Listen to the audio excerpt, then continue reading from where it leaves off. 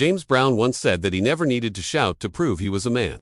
But the truth behind that statement was far more complicated, because throughout his life, he harbored a deep resentment toward 7 black male artists he believed were destroying the soul of funk and disrespecting everything he stood for. He publicly praised them when necessary, but behind closed doors, he spoke of them with bitterness, fear, and disgust, and at the center of that fury stood Prince.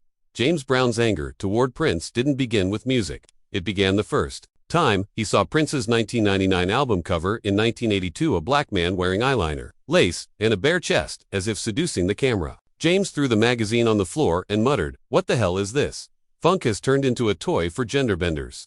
That was the first time Prince's name tasted like poison in his mouth. But what truly shattered their relationship happened in August 1983 at the Beverly Theater. James Brown was hosting a legendary show. Cameras rolling, the crowd roaring. He called Michael Jackson to the stage. Michael, polite and respectful as always, hugged him. Everything was perfect until Michael suddenly pointed into the crowd and invited Prince on. James felt his chest tighten. Prince walked out, not like a guest, not like a student of the Godfather of Soul, but like he owned the entire building. He didn't greet James, didn't bow, didn't even look at him. He grabbed a guitar, tuned it carelessly, and played loud, clashing notes that didn't match the rhythm or key of the music, each screeching sound like a slap across James Brown's face. After a few seconds, Prince put the guitar down and walked off stage without looking back. The next day, James smashed a TV.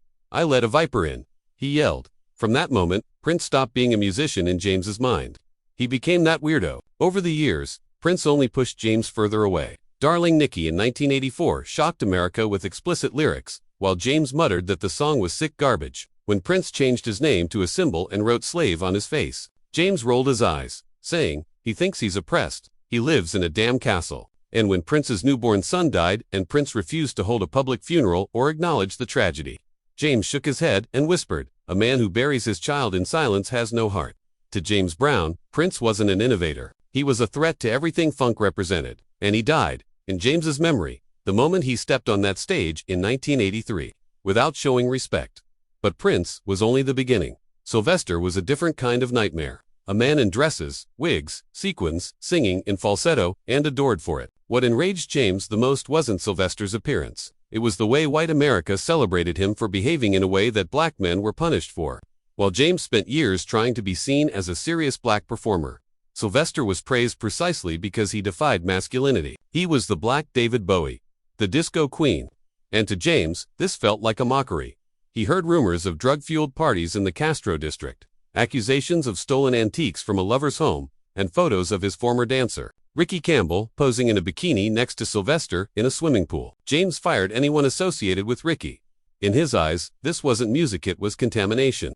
And when Sylvester became the first openly gay black artist to headline the New York Pride main stage in 1983, James refused to perform anywhere near him, calling him a virus. When Sylvester died in 1988, beloved by the queer community, James didn't attend the funeral, didn't send condolences, didn't say a word. Little Richard was worse. A man who wore dresses at 16, kissed male audience members for tips, and lived between gospel choirs and drag stages. Arrested for watching people have sex in public, then leaving music for religion, only to return for money, then claiming he was gay, then omnisexual, then not gay, then gay again. James despised inconsistency more than anything. To him, Richard wasn't groundbreaking, he was chaos wrapped in glitter. He once said privately, he changes gender like underwear. Rick James made it even worse. Drugs, sex, and scandal weren't new to showbiz, but Rick turned them into performance art.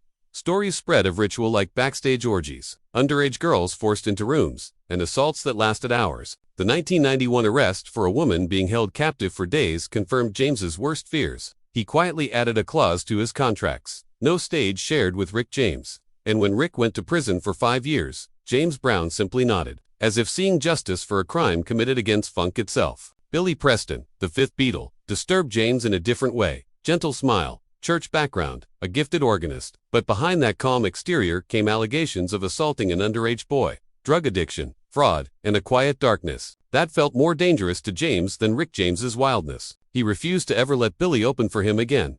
Then there was Sly Stone, a musical genius. Yes, but also a man swallowed by LSD, delusions, paranoia, from dancing shirtless at Woodstock in glittery makeup to being hospitalized repeatedly for hallucinations. Sly terrified James Brown. Funk, in James's mind, was discipline. Sly was chaos with a microphone. And when Sly ended up living in a broken-down van in a parking lot, clutching a guitar with no strings, James didn't speak a word. Perhaps out of pity, perhaps out of fear that funk truly had no control over the lives it created.